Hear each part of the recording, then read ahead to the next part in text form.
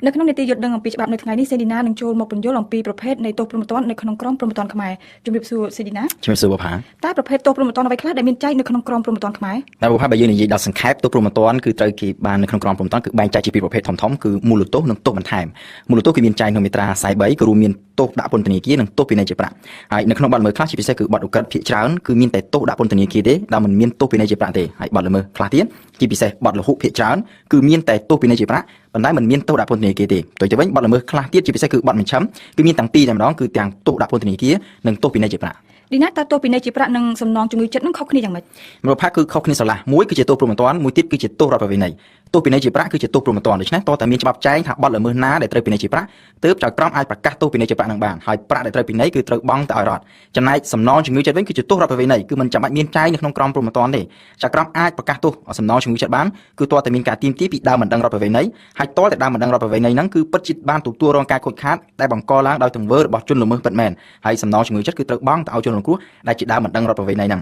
ឧទាហរណ៍នៅក្នុងករណីបង្ករបួសស្នាមដោយចេតនានៅក្នុងក្រមព្រហ្មទណ្ឌថ្មីត្រង់មាត្រា217គេឲ្យឈ្មោះថាជាបទហិង្សាដោយចេតនាបើសិនជាចៅក្រមរកឃើញថាមានទោសមែនគឺជនល្មើសអាចត្រូវទទួលទោសដាក់ពន្ធនាគារពី1ឆ្នាំទៅ3ឆ្នាំនិងពិន័យជាប្រាក់ពី2លានរៀលទៅ6លានរៀល2លានរៀលនិង6លានរៀលនេះគឺជាទោសពិន័យគឺជាទោសព្រហ្មទណ្ឌដែលត្រូវបង់ទៅឲ្យរដ្ឋទោះបីមានឬគ្មានដើមមិនដឹងរដ្ឋប្រវេណីក៏ដោយក៏ជនល្មើសត្រូវតែបង់ដែរក៏ប៉ុន្តែការបង្ករបួសស្នាមគឺបង្កទៅលើអ្នកដទៃដូច្នេះគឺតែងតែមានជនរងគ្រោះបើសិនជាជនរងគ្រោះទាមទារសំណងជំងឺចិត្តគឺចៅក្រមអាចសម្រេចឲ្យជនល្មើសនឹងបង់សំណងជំងឺចិត្តទៅជនរងគ្រោះគឺបង់បន្ថែមពីលើលុយពិន័យដែលត្រូវបង់ទៅឲ្យរដ្ឋនឹងទៀតនៅក្នុងបទល្មើសខ្លះយើងឃើញមានចែងកំណត់ទោសថាត្រូវដាក់ពន្ធនាគារពីប៉ុណ្ណេះឆ្នាំដល់ប៉ុណ្ណោះឆ្នាំឬត្រូវពិន័យជាប្រាក់ពីប៉ុណ្ណេះរៀលទៅប៉ុណ្ណោះរៀលតើនេះមានន័យថាម៉េចឌីណាមានន័យថាច្បាប់កំណត់តែកម្រិតអបបរមានិងអតិបរមានៃទោសប៉ុណ្ណោះចំណែកឯការប្រកាសទោសជាក់ស្ដែងគឺត្រូវទុកឲ្យចៅក្រមជាអ្នកសម្រេចដែលយោងទៅលើករណីជាក់ស្ដែងនីមួយៗដែលអាចខុសគ្នាពីជនល្មើសមួយទៅជនល្មើសមួយពីអង្គហេតុមួយទៅអង្គហេតុមួយយោងអាស្រ័យទៅលើកលៈទេសៈនៃការប្រព្រឹត្តអំពើល្មើសក៏ប៉ុន្តែកាលណាច្បាប់កំណត់ទោសឧទាហរណ៍ថាទោសដាក់ពន្ធនាគារពី1ឆ្នាំទៅ3ឆ្នាំដូចជាករណីបទហិង្សាដោយចេតនាខាងលើហ្នឹងចៅក្រមអាចប្រកាសទោសបានតែក្នុងចន្លោះពី1ឆ្នាំទៅ3ឆ្នាំហ្នឹងប៉ុណ្ណោះ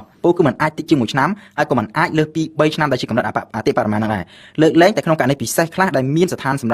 សម្រាប់ទោសឬស្ថានទម្ងន់ទោសដែលមានចែងច្បាស់លាស់នៅក្នុងក្រមព្រហ្មទណ្ឌនឹងស្រាប់ឧទាហរណ៍ដូចជាក្នុងករណីបទល្មើសជាអនិច្ចជនសំទោសជនល្មើសជាអនិច្ចជនជាដើមដែលច្បាប់តម្រូវឲ្យបន្ថយទោសពាក់កណ្ដាលងាកមកទោសបន្ថែមវិញតើទោសបន្ថែមមានអ្វីខ្លះហើយតើនៅក្នុងករណីណាខ្លះដែលតុលាការនឹងអាចប្រកាសទោសបន្ថែមបាន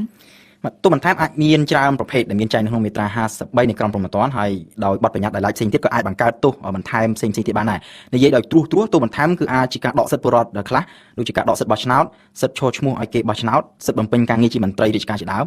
ឬក៏អាចជាការរឹបអូសឧបករណ៍ដែលប្រើប្រាស់ក្នុងការប្រព្រឹត្តបទល្មើសឬក៏ជាការរឹបអូសទ្រព្យសម្បត្តិដែលបានមកពីការប្រព្រឹត្តល្មើសអំពើល្មើសការហាមឃាត់មិនឲ្យចាក់ចេញពីប្រទេសកម្ពុជាបើសិនជាជនល្មើសនេះជាជនបរទេសគឺអាចហាមឃាត់មិនឲ្យចូលមកក្នុងប្រទេសកម្ពុជាការដូចជាការផ្សាយសេចក្តីសម្រេចទោសនៅតាមបណ្ដាញសារព័ត៌មានជាដើមទោសបន្ថែមគឺជាទោសដែលចៅក្រមប្រកាសបន្ថែមពីលើមូលទោសដែលយើងឃើញខាងលើហ្នឹងគឺទោសដាក់ពន្ធនាគារនិងទោសពិន័យជាប្រាក់ហើយចៅក្រមអាចប្រកាសទោសបន្ថែមបានលុះត្រាតែទោសនោះត្រូវបានចែងច្បាស់លាស់ចំពោះបទល្មើសដែលត្រូវចោទប្រកាន់ហើយទោសបន្ថែមចៅក្រមអាចប្រកាសក៏បានមិនប្រកាសក៏បានដែរលើកលែងតែក្នុងករណីខ្លះដែលច្បាប់ចែងច្បាស់លាស់តែម្ដងថាចៅក្រមត្រូវតែចាំបាច់ត្រូវតែប្រកាសទោសបន្ថែមគឺថាក្នុងករណីហ្នឹងគឺចៅក្រមមានកាតព្វកិច្ចត្រូវតែប្រកាសទោសបន្ថែមហ្នឹងនៅក្នុងករណីខ្លះឌីណាតុលាការសម្រាប់ព្យួរទោសតើព្យួរទោសនឹងមានន័យថាម៉េចមកការព្យួរទោសគឺមានចែងពីមាត្រា104ដល់135នៃក្រមព្រហ្មទណ្ឌព្យួរទោសគឺមានន័យថាជនល្មើសគឺពិតជាមានពិរុទ្ធភាពមែនហើយចៅក្រមបានប្រកាសផ្ដន្ទាទោសក៏ប៉ុន្តែទោសហ្នឹងគឺមិនត្រូវយកទៅអនុវត្តទេឧទាហរណ៍ករណីបទហិង្សាដោយចេតនាខាងលើចៅក្រមប្រកាសថាជនល្មើសពិតជាមានទោសមែនហើយត្រូវផ្ដន្ទាទោសដាក់ពន្ធនាគាររយៈពេល1ឆ្នាំនិងពិន័យជាប្រាក់2លានរៀលគឺថាយើងយកកម្រិតអបបរមាអញ្ចឹងទៅចុះបើសិនជាចៅក្រមសម្រាប់ព្យួរទោសមានន័យថាប្រតិជនមិនត្រូវជាប់ពន្ធនាគារទេគឺអាចមានសេរីភាពធម្មតាហើយលុយពីនេះក៏จะមិនចាំបាច់បង់ដែរក៏ប៉ុន្តែការព្យួរទោសគឺមានសុពលភាពតែលើទោសព្រហ្មទណ្ឌទេបើសិនជាចៅក្រមនៅក្នុងរឿងហ្នឹងមានសម្រាប់អំពីរឿងសំណងជំងឺចិត្តដែរដែលថាជនល្មើសត្រូវតែបង់ទៅឲ្យជនរងគ្រោះក្នុងករណីហ្នឹងជនល្មើសត្រូវតែបង់លុយសំណងជំងឺចិត្តបើទោះបីជាត្រូវព្យួរទោសក៏ដោយហើយនៅក្នុងពេលព្យួរទោសបើសិនជាតនដិនហ្នឹងមិនមានប្រព្រឹត្តបទល្មើសអ្វីណាមួយផ្សេងទៀតទេការព្យួរទោសគឺថ